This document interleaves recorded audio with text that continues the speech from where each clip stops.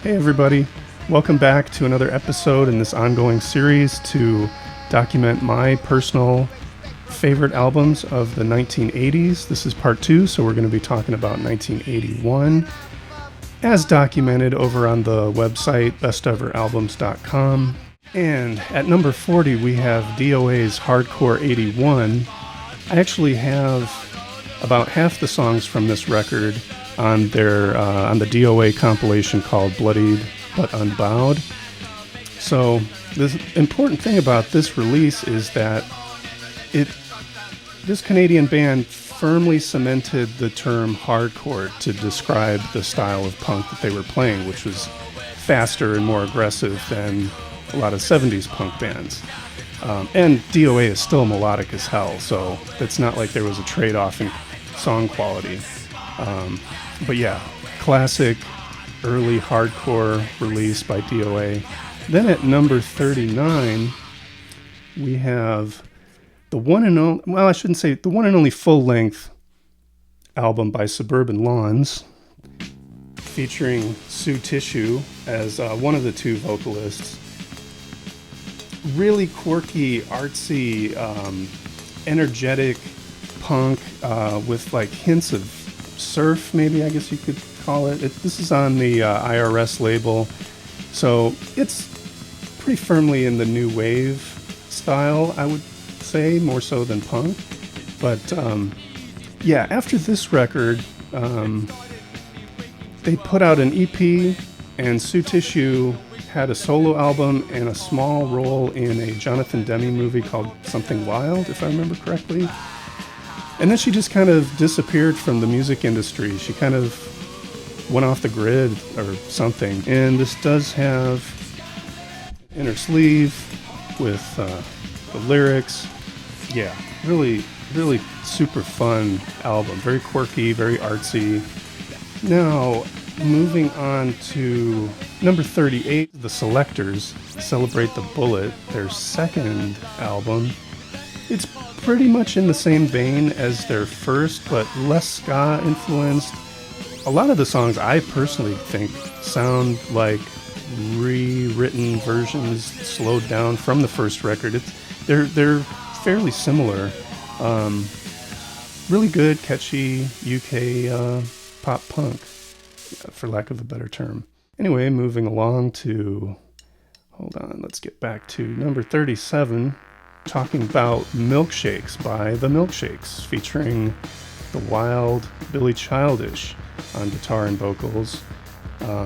Garage rock, you're all probably very well familiar with The Milkshakes, the Mighty Caesars, the Headcoats. Those were all Billy Childish projects. This next one, this is a compilation called Rodney on the Rock, Volume 2. And I used to have a copy of this, although I just recently found out that it came with a copy of of a Flipside fanzine that documented all the bands on here. I didn't realize it at the time, but I remember when I sold it on eBay, I thought, oh, there's all these bands on here that I knew the songs. I thought this is just a compilation of stuff I've already heard or already have. So there's Social Distortion, Shattered Faith, Black Flag, Minutemen, Red Cross, Agent Orange, and on the other side there's a little more like artsy bands, I guess. Although, Are You Ready for the Sex Girls by Gleaming Spires? That's almost worth having the album in itself for that one song. That's such a catchy, great tune. And we're at number 35, The Gordons. This band is from New Zealand. And I haven't heard this one in quite a while, but I do know that some members, if not all, eventually reformed as Balter Space in the late 80s and put out some really great records in the late 80s, early 90s in the noise rock category. Gordons from New Zealand are at number 35. At number 34, Out of the Womb by Dayglow Abortions. This is a rare record. With the songs from Out of the Womb, my understanding is that there was 20 tracks and they were re-recorded and then put out on the Dayglow Abortions' Fetus a Fetus album from 1986. I could be mistaken. I think that some sources say only the songs on side 2 are the re-recorded songs from Out of the Womb. I'm going to have to research that a little bit further. Okay, and then at number 33, I was at a local shop recently, a few weeks ago, and I saw a copy of Beauty and the Beat by Go-Go's, and it was like $15, a really nice OG pressing with the original printed inner sleeve. I left it behind. I'm not really sure why I didn't grab it, because I agree, it's generally considered one of the best debut albums of the 80s, and yeah, it's a great record, but yeah, I passed up on that one. All right, at number 32, Psychedelic Jungle by The Cramps. And as I mentioned in the previous episode, I don't have any proper Cramps albums. And at that time, I was like, oh, I used to have a copy of their Bad Music for Bad People compilation, but I had sold that years ago. So in the meantime, I did pick up a copy of this iconic album, a nice clean OG press. So at least now I can say that I do have Cramps in my collection. But not Psychedelic Jungle, which comes in at 32 on my chart. Number 31, one of what is, I think, widely considered one of the greatest live concert albums. It's Rush, Exit Stage Left. I'm pretty sure that's a reference to Snagglepuss, the Hanna-Barbera cartoon character. Okay, coming in at number 30, Still by Joy Division. Now, my understanding of this compilation album is it includes alternate versions from Joy Division's first 2 albums, outtakes from those albums, and on the fourth side of the second side of the second disc is the full concert, their last concert that they played before Ian Curtis unfortunately passed away. So, all right, number 29, What's This For by Killing Joke. And number 28, For Those About to Rock, We Salute You by AC/DC, the second album featuring Brian Johnson on vocals. And it's a pretty worthy follow-up to their Back in Black album. I only have a copy of it on this 2003 Digipack release. Moving along to number 27, another album that I really only can showcase on CD is the Grateful Dead's Reckoning live album. Really good live recordings by the Dead. And number 26, this first album by Adolescence, self-titled. Everybody knows this record. It's featured pretty frequently on the VC. So it's got a printed not inner sleeve, just an insert with lyrics and photos. Nothing really more needs to be said about this record. Absolute classic.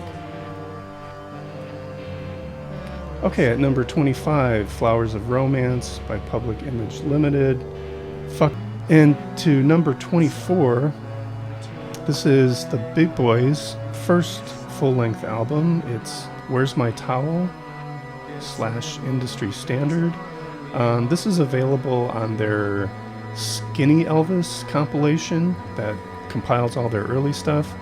I don't have that one. I've got the Fat Elvis compilation, but yeah, I haven't heard this album in a while. I'm gonna need to revisit that.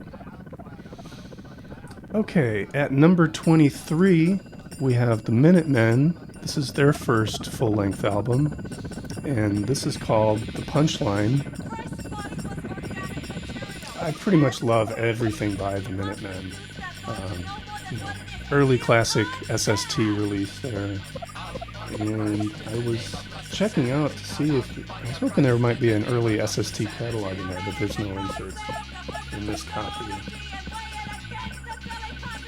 Alright, moving on to number 22. A very good album by Chrome. This is Damon Edge and Helios Creed. And this is German pressing on the Dossier label. Classic shit. If you love Chrome, you're probably going to want to pick this one up. From Chrome at 22 now to 21, Welcome to Hell by Venom. The first couple or few Venom records are pretty damn cool and very influential, you know, especially on the Norwegian black metal from the 90s, that first wave of black metal. Venom had a big influence on those bands. Okay, at number 20, A Minute to Pray, A Second to Die by the Flesh Eaters. And this is classic Flesh Eaters, LA punk. Really great album. Obviously, I've got it at number 20 on my favorite albums of 1981. And this has a inner sleeve with artwork and lyrics, photos. Check it out. It's a really cool record. Some people might think that Chris D's vocals can be a little bit grating. I think he's a great vocalist. So, okay, so in my previous video for 1980, I talked about how Rocky Erickson and the Aliens, they put out an album in the UK. A year later, in 81, 415 Records out of San Francisco, they put out almost the same record, but it had half the songs were from the UK pressing, and there was a new batch on the other half of the album, and it's titled The Evil One. It's a great record. I don't own it. I'd say of the two, I prefer the first version that came out in 1980. All right, at number 18, we've got Night of the Living Dead Boys, and this is personally my favorite Dead Boys record. A lot of people say their first one, Young, Loud, and Snotty, but yeah, this is a live album. Stiv Bators overdubbed the vocals in the studio, like after the concert. So I don't know, but I think that was a fairly standard practice at the time. Yeah, I've heard other people say that supposed live records aren't really ever actually live, you know. Let's move along, and we're at number 17, From the Lion's Mouth by The Sound. Some of the members from the punk band The Outsiders formed, I think one or two members, at least, are in The Sound from The Outsiders. Number 16, Thirst by Clock DVA. Very, very cool. I guess you could, well, I would say they're jazzy, but they're also experimental, kind of almost sort of in the industrial category, but not really sonically speaking. All right, now, a really excellent Southern California compilation. This is a really great album, Hell Comes to Your House, on Bemis Brain Records. And this features a lot of really, oh, there is an insert. I think, yeah, it looks like a lyric sheet. And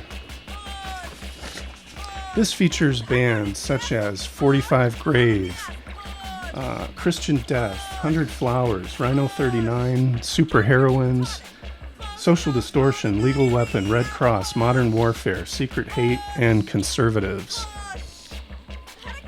Everybody who's into punk rock, especially early 80s LA punk, should check out this compilation. Good shit. We're at number 14. And again, just like in the previous video, when I got to the X Los Angeles album, all I could do was show this CD compilation that has their first two albums, Los Angeles and Wild Gift. Both albums are really good. Of the two, I prefer Los Angeles, probably, but Wild Gift is also up there. And let's see, number 13, Echo and the Bunnymen, Heaven Up Here. It's Echo and the Bunnymen, you know. Number 12, No Sleep Till Hammersmith by Motorhead. Really good live album. And at number 11 is Deaf by You've Got Fetus on Your Breath. One of the first Fetus projects by J.G. Thirlwell.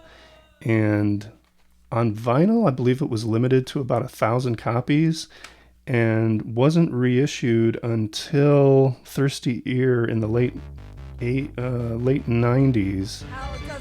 They did this at I think it was like 2,000 copies were made, so it's a fairly obscure record. I'd love to find a copy on vinyl. It's kind of electro industrial. It's fairly abrasive in some spots. It's really experimental as far as like the use of sampling and tape loops, and yeah, it was just a one-man project by J.G. Thirlwell, and very, very cool stuff. And now we're at the top 10. So starting with number 10, we've got Crowd Control by MX80 Sound. And this is on Ralph Records. I think MX80 Sound began in Indiana or Ohio or something like that, and then relocated to San Francisco. So yeah, and this comes in one of those snazzy Ralph Records buy or die inner sleeves. I would say this is a really early example of noise rock. Can I flip that around the proper way? Okay. Okay, back to the chart. So number 9 is Mask by Bauhaus. Also, just have a copy on CD. And this, I kind of like Mask better than In the Flat Field, Bauhaus's first album, because I think it's leaning a little bit more towards the psychedelia that you hear in those Tones on Tail records. Yeah, it's just kind of a trippy album and very cool at number 9. And then at number 8, I used to have a copy of this 12-inch Signals, Calls, and Marches by Mission of Burma. It's technically considered an album. It's fairly short, but as per the rules of best ever albums, if it's a record that is 20 minutes or more in length, or if it has 6 songs or more, it qualifies as an album. So yeah, I love Mission of Burma. They're a really cool band from Boston, I believe, and I don't know why I sold my copy of that. There was a time on eBay when I was just like buying and selling all kinds of stuff. So in order to hear new music, you know, it's like you'd either have to buy it at the store. There was no streaming services or YouTube back then. So yeah, I'm talking late 90s, early 2000s. If you wanted to hear new music, you had to buy the physical product. And in order to afford that, even though record prices were so much cheaper back then than they are today, yeah, I wouldn't say that I was a record flipper, but I was often selling records to get money to buy other records. So I think that's probably what happened in that case. Number 7, Dead Set by Grateful Dead. Second Grateful Dead record that's showing up in my top 40 list of best ever albums. Now at number 6, similar to that Hell Comes to Your House compilation, this is the classic Let Them Eat Jelly Beans comp on Alternative Tentacles. And this is a really good lineup as well. You've got Flipper, DOA, Black Flag, Bad Brains, Dead Kennedys, Circle Jerks, Really Red, The Feeders, The Subhumans. And that's just side 1. And then on side 2, it's more artsy kind of experimental stuff with Giza X, Bee People, Wounds, The Offs, Anonymous, Half Japanese, Christian Lunch, and Voice Farm.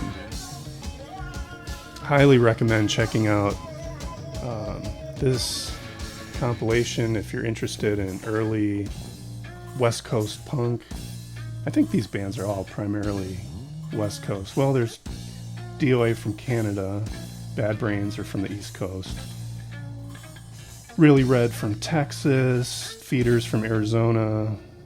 So yeah, okay, there's a couple Canadian bands, and so it's like sort of a North American compilation. And moving up to the number 5 spot is Living in Darkness by Agent Orange. Classic Posh Boy release. Just incredible surf punk hybrid. Everybody should know this record. It's got lyrics printed on the insert. Okay, now we are moving along to number 4, the Damaged album by the one and only Black Flag.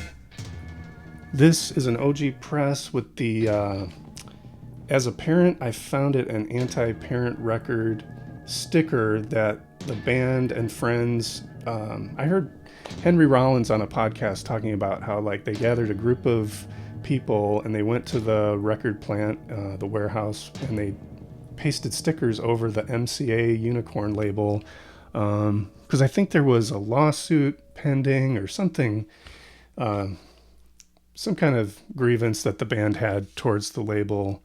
And yeah, I think they just wanted to get out of their contract or whatever, and in order to release copies of this record that already were in existence, they just they pasted that sticker over the MCA logo. You can kind of see it's faded, and you can almost kind of see through it. All right, number 3, the Fire of Love by the Gun Club. Really cool rockabilly-ish kind of punk, sort of Cramps influenced, I guess would be fair to say. I don't own a copy, but it's a good record. I mean, it's at number 3 on my list. And then at number 2, Sorry Ma Forgot to Take Out the Trash by The Replacements. Really kick-ass Minneapolis punk on this first album by The Replacements. Everyone knows they kind of mellowed out over each successive album, but at this point they were still, I would call this a punk album for sure, and it's a really good one. At number 2 on my top favorite albums of 1981. Okay, so Replacements at number 2, and then in the number 1 position of my personal favorite album of 1981 is Youth of America by Wipers.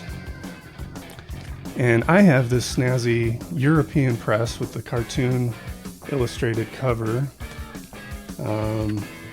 This came out, I think it's on Backbone Records, and it came out, I believe in 1986.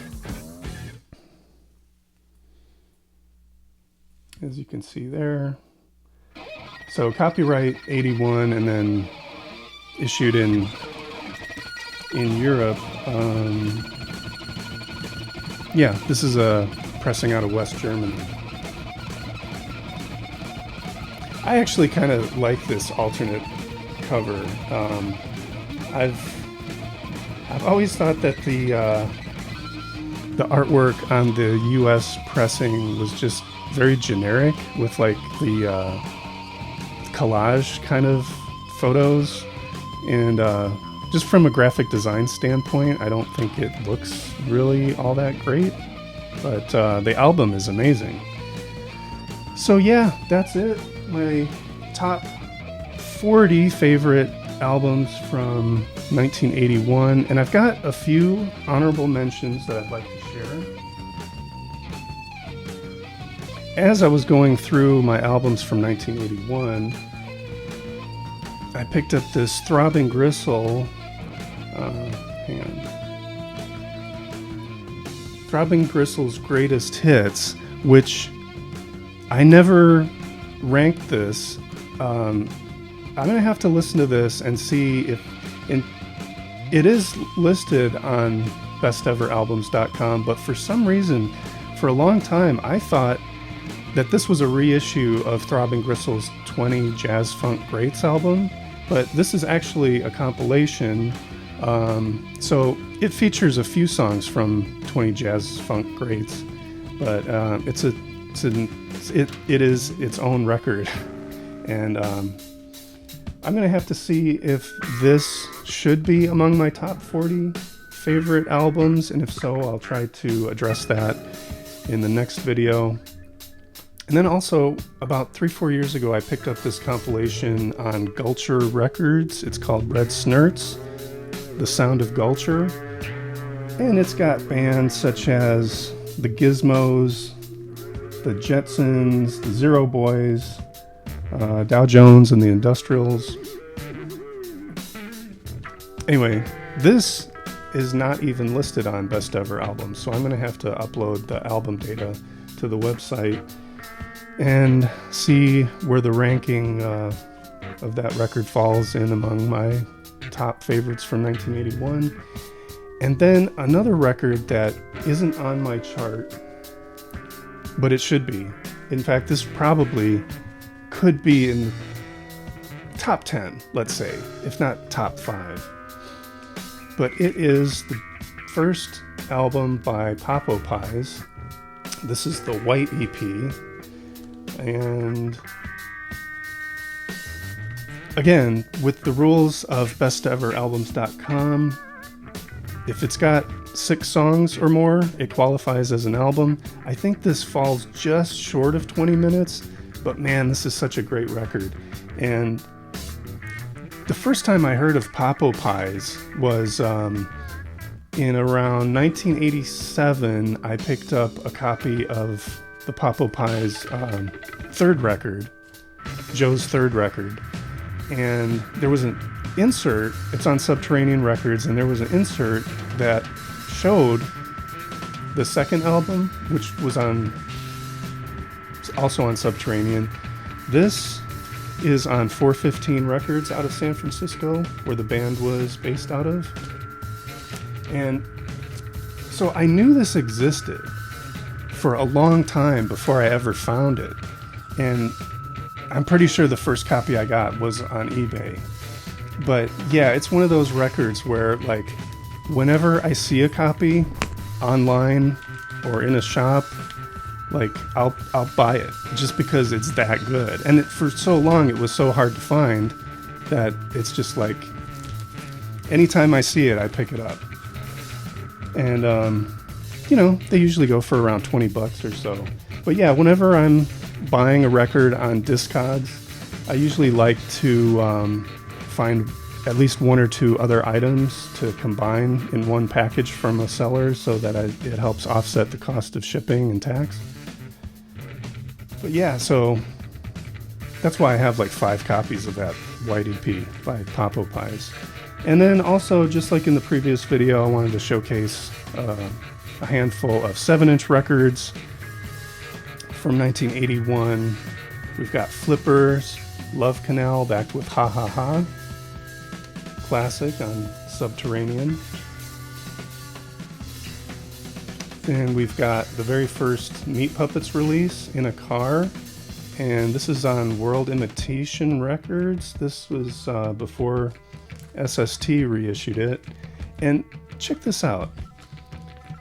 I bought this from somebody on eBay, and it came with this paper insert. It's just like a page out of a notebook, and it says Marlena Dietrich, Blonde Venus. I don't know if this is artwork that was done by one of the Kirkwood brothers. I mean, I know they had artistic skill, but yeah, since this came with the record, it's not signed by anybody, but I just keep it with the record, so I don't know who drew that, but it's not a photocopy. It's like an actual ballpoint ink line drawing, so that's pretty cool. Regardless of who drew it, I mean, it's kind of a neat illustration.